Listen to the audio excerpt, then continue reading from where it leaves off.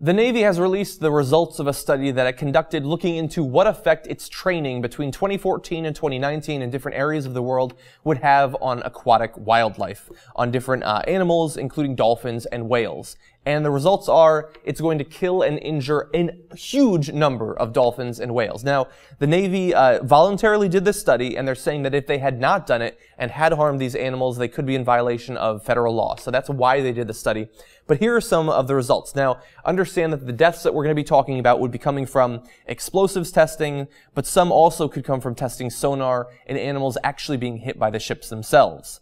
So, computer models that they ran said that 186 whales and dolphins off the East Coast and 155 off Hawaii and Southern California could be killed during this routine naval training during that 5-year period.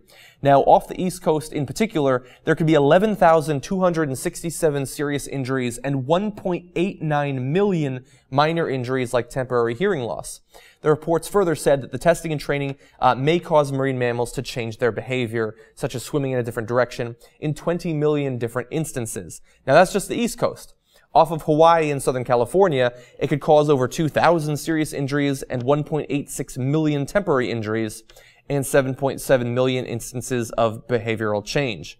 Now, I understand that for some people, even the deaths will not be reason enough to change the way that the Navy trains or conducts these tests and things of that sort. But for people who care about animals, in particular animals like dolphins and to a lesser extent whales, who are incredibly social, incredibly intelligent animals that I personally believe, maybe I'm just a lib, maybe I'm just libbing out with the Lorax, I believe we should protect and study because I think that there is something that we can learn from looking into the lives and social behaviors of these incredibly intelligent animals. I think that these deaths should be avoided. But beyond just the deaths, the injuries, like the temporary hearing loss, the behavioral changes and things of that sort, could have an effect as well. Now, Michael Jasny is a senior policy analyst at the National Resources Defense Council. He says, these smaller disruptions short of death are themselves accumulating into something like death for species and death for populations.